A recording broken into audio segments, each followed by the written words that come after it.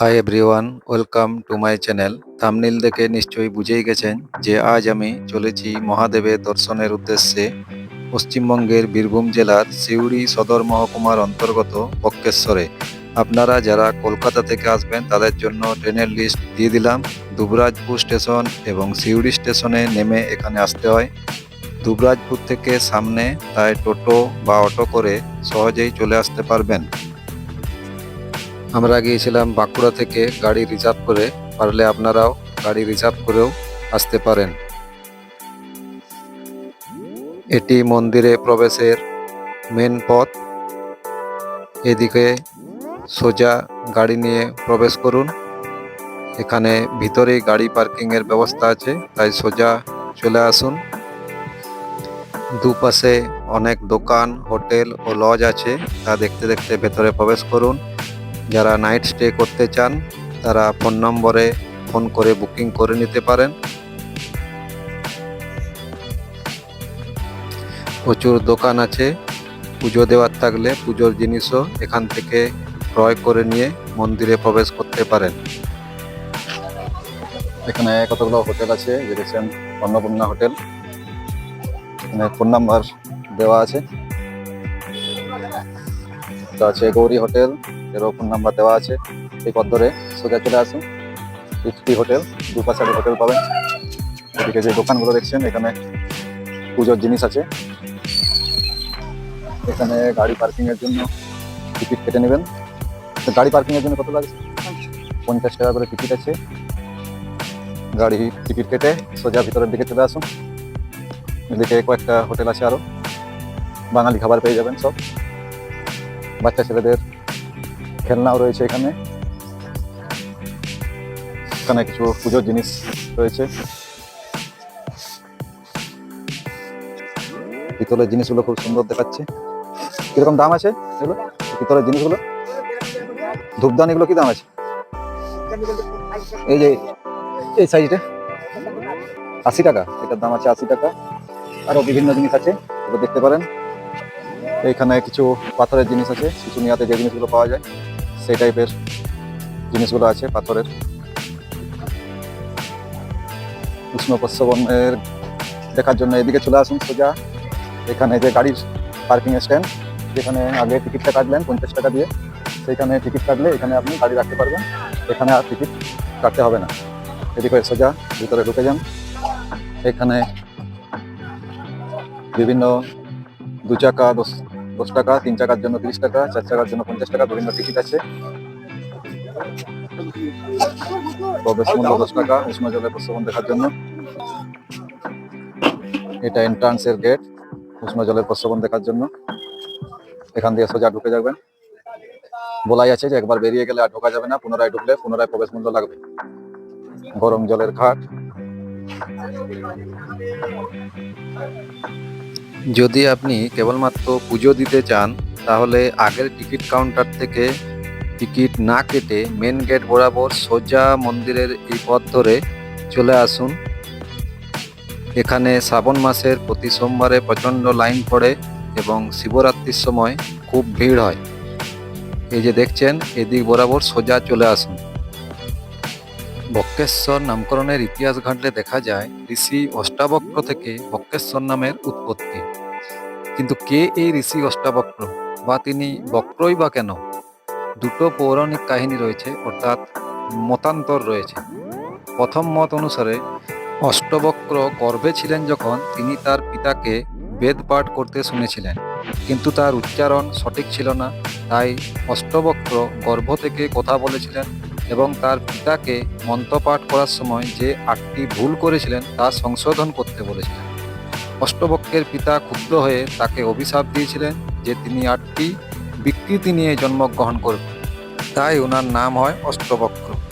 অন্য মত অনুসারে, আরেকটি পৌরাণিক কাহিনী অনুসারে, একসময় সুব্রীতা ও লোমাস নামে 2 বিখ্যাত মুনিকে দেবী লক্ষ্মীর স্বয়ম্বরে অংশগ্রহণের জন্য আমন্ত্রণ জানানো হয়েছিল। ঋষি লোমাস যখন প্রথম আসেন তখন ঋষি সুব্রীতা ক্রোধে ভরা হয়েছিলেন, যা শেষ পর্যন্ত তার স্নায়ুকে 8টি ভাঁজে মোচড় দিয়েছিল। তার নাম অষ্টবক্র হয়ে থাকে। ঋষি অষ্টবক্র তার ভুলের জন্য তপস্যা করার সংকল্প করলেন এবং তিনি ঠিক করলেন যে কাশীতে গিয়ে তিনি শিবের পূজা করবেন। যখন তিনি কাশীতে পৌঁছেছিলেন তখন তাকে বলা হয়েছিল গুপ্ত কাশী নামক একটি স্থানে পূর্ব দিকে ভ্রমণ করতে এবং ধ্যান শুরু করতে। ঋষি অষ্টাবক্র তা করেছিলেন এবং অবশেষে বক্রেশ্বরে পৌঁছেছিলেন। সেখানে তিনি 10,000 বছর ধরে শিবের প্রশংসার আবৃত্তি ও প্রার্থনা করেছিলেন। তার উৎসর্গ এবং অনুতাপে খুশি হয়ে ভগবান শিব একটি বর দিয়েছিলেন যে ঋষি অষ্টাবক্রকে ভগবান শিবের সামনে পূজা করা হবে। এই অষ্টাবক্র মুনির নাম অনুসারে এখানের নাম বক্রেশ্বর এবং এই কারণে এখানকার মহাদেব বক্রনাথ। কাশী দর্শন ও বক্রেশ্বর দর্শনকে এই কারণেই সমতুল্য বলে মনে করা হয়, তাই এর নাম গুপ্ত কাশী। যদি আপনি উষ্ণ প্রস্রবণ দেখতে চান তাহলে 10 টাকার টিকিট কেটে এখানে প্রবেশ করুন। এখানে প্রবেশ করলে কি কি দেখতে পাবেন তাও সব দেওয়ালে লেখা আছে। 51 পীঠের অন্যতম সতীপীঠ হলো এই বক্রেশ্বর ধাম। এখানে সতীর 2 ভুরুর মধ্যস্থল অর্থাৎ মন পতিত হয়েছিল এখানে, তাই দেবী দুর্গাকে মহিষমর্দিনী রূপে পূজা করা হয়। এছাড়া রয়েছে 7টি উষ্ণ ও একটি শীতল জলের প্রস্রবণ, বক্রেশ্বরের মহাদেব ও ঋষি অষ্টাবক্র, এছাড়া অক্ষয় বটবৃক্ষ, সব এই ভিডিওতে দেখতে পাবেন। তাই স্কিপ না করে ভিডিওটি দেখতে থাকুন এবং পারলে চ্যানেলটি সাবস্ক্রাইব করে দিবেন। ভেতরে প্রবেশ করার পর পুরুষ ও মহিলাদের স্নানের জন্য পৃথক পৃথক ঘাট রয়েছে। এদিক হয়ে সিঁড়ি দিয়ে নিচে নেমে যান। এর নাম হলো পাপ হরিণী গঙ্গা। এই জলের উষ্ণতা কম। ভৌগোলিক দৃষ্টিভঙ্গি দিয়ে বিশ্লেষণ করলে যে প্রস্রবণে নির্গত জলের উষ্ণতা ভূপৃষ্ঠীয় জল অপেক্ষা অনেক বেশি, প্রায় 5 ডিগ্রি সেন্টিগ্রেডের বেশি হয়, তাকে উষ্ণ প্রস্রবণ বলে। এখানে 7টি উষ্ণ জলের কুণ্ড রয়েছে, তাদের উষ্ণতা প্রায় 53 থেকে 72 ডিগ্রি সেন্টিগ্রেড। এখানে দেওয়ালে কয়েকটা জিনিস লেখা আছে, সেগুলো একটু পারলে খেয়াল রাখবেন। যেমন এই জলে জুতো ধুবেন না, জলে সাবান শ্যাম্পু ও তেল মাখিবেন না এবং মদ্যপ অবস্থায় এই জলে কেউ নামবেন না। এই স্নানের ঘাটটির পাশেই পুরুষ ও মহিলাদের জন্য পৃথক পৃথক বাথরুম রয়েছে। 5 টাকার বিনিময়ে এটা ইউজ করতে পারেন। এটি হলো মন্দির যাওয়ার পথ। এই পথ বরাবর সোজা মন্দিরের দিকে এগিয়ে যান এবং পরপর যে উষ্ণ প্রস্রবণগুলি আছে সেগুলি দেখতে থাকুন। এই পথ বরাবর মন্দিরের দিকে এগিয়ে যান। এই যে জলাধারটি, এটির নাম পাপহারিণী গঙ্গা। এর উষ্ণতা 42 ডিগ্রি সেন্টিগ্রেড। এখানে মানুষ চান করে। অন্য যে জায়গাগুলো আছে কুণ্ডগুলো, সেগুলোতে মানুষ স্নান করে না। এখানে দেখুন অনেক মানুষ স্নান করছে। এখানে যে দেওয়ালগুলো আছে সেই দেওয়ালগুলোতেও প্রচুর টেরাকোটার ডিজাইন করা আছে। এই রাস্তা বরাবর সোজা চলে যান, তাহলেই মন্দিরে প্রবেশ করতে পারবেন। আপনারা যারা এই বক্রেশ্বর মন্দিরে আসবেন তারা মোটামুটি শীতকালে আসার চেষ্টা করবেন, তাহলে এখানে স্নান করে খুব মজা নিতে পারবেন। এখানে খুব সুন্দর টেরাকোটার ডিজাইন করা রয়েছে, এগুলো দেখতে থাকুন। এই যে রিজার্ভারটা রয়েছে এটাতে মানুষ স্নান করে না, কারণ এর জল আরো বেশি উষ্ণ। এইখানের জলটাই পরবর্তীকালে ওই পাপহারিণী গঙ্গাতে গিয়ে পড়ছে এবং সেখানে মানুষ স্নান করছে।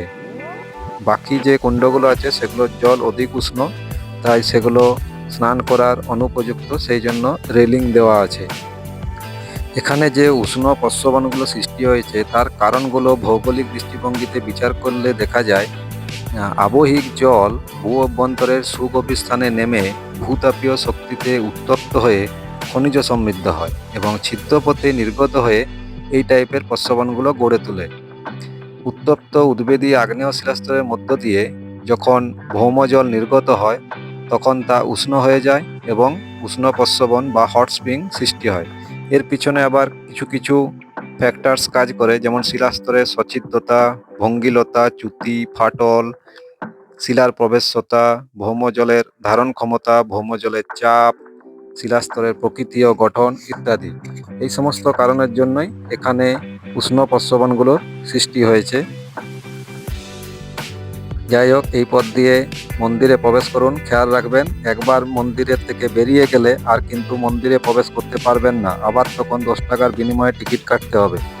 এই যে উষ্ণ প্রস্রবণটা দেখতে পাচ্ছেন, এটা মন্দিরের খুবই কাছে। এখান থেকে আবার জল এরা তুলে বিক্রি করছে, জলটাকে বোতল বন্দি করে। ছোট বোতলগুলো 10 টাকা এবং বড় বোতলগুলো 20 টাকা করে। এই জল নাকি খেলে পেটের অসুখ সেরে যায়, জানি না কি হয়, কিন্তু এই জল ওরা বিক্রি করছে এবং অনেকেই দেখলাম কিনছে। এই যে দেখুন, ঘটিতে করে জল তুলছে এবং সেই জলটা বিক্রি করছে।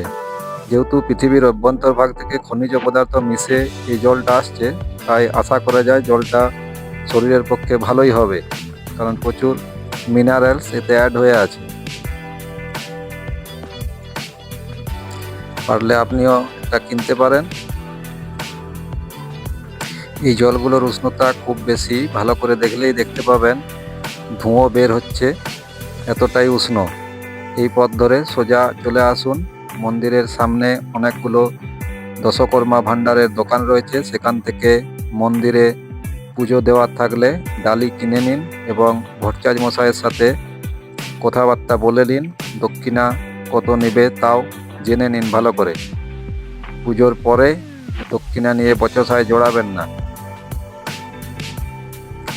এরপর পুজোর ডালি কিনে সোজা এদিকে প্রবেশ করুন। এখানেও কিছু ছোট ছোট দোকান রয়েছে, পারলে জিনিসপত্র কেনাকাটা করতে পারেন। অনেকগুলো ছোট ছোট শিব মন্দির রয়েছে। এরপর পুজোর ডালি নিয়ে এখানে জুতো পরে যদি এসে থাকেন, তাহলে এখানে জুতো খুলে রাখুন এবং এই মন্দিরের এই গেট দিয়ে সোজা প্রবেশ করুন। এই গেট দিয়ে সোজা প্রবেশ করতে পারেন, অথবা এই দিকেও একটা রাস্তা আছে যেটা মেন মন্দিরে মেন প্রবেশ পথ, সেই দিকেও যেতে পারেন। এখানে একটা শীতল জলের কুণ্ড রয়েছে, পারলে এটা দেখে নিতে পারেন। জলের রংটা পুরো সবুজ। এটার নাম জীবস কুণ্ড, ঠান্ডা জলের কুণ্ড এটা। এই দেখুন, জলের কালারটা পুরো গ্রিন, পারলে এটা দেখতে পারেন। এই রাস্তা বরাবর চলে আসুন। এইদিকে যদি প্রবেশ করেন, প্রথমেই দেখবেন নন্দী। নন্দীকে নিজের মনের ইচ্ছা জানান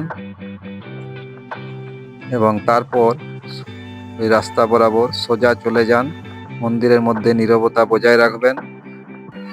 এখানে একটা সামনে উষ্ণ জলের কুণ্ড রয়েছে, এর উষ্ণতা কিছুটা কম। এটা মাথায় জলটা নিন, তাহলেই গঙ্গা জলের মতোই পবিত্র।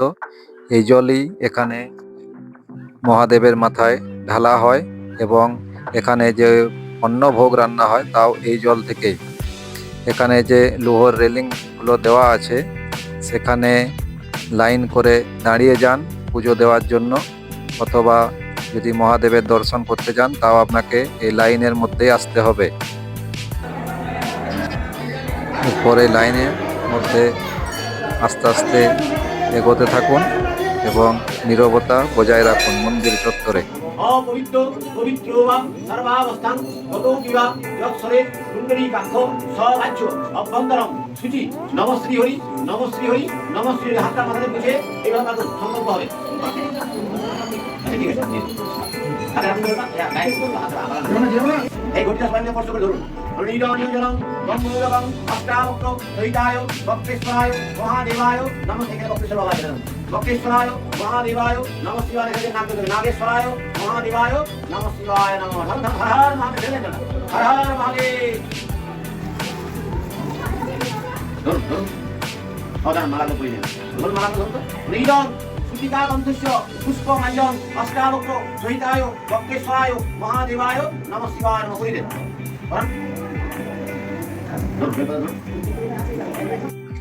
এখানে পুজো দেওয়া হয়ে গেলে শান্তি শৃঙ্খলা বজায় রেখে বাইরে যাওয়ার যে রাস্তা আছে সেই দিকে বাইরে বেরিয়ে যান এবং তারপর যদি মা দুর্গার পূজা দিতে চান তাহলে সোজা মন্দিরে প্রবেশ করুন। সামনেই মায়েরও মন্দিরটি, পারলে সেখানেও পুজো দিন।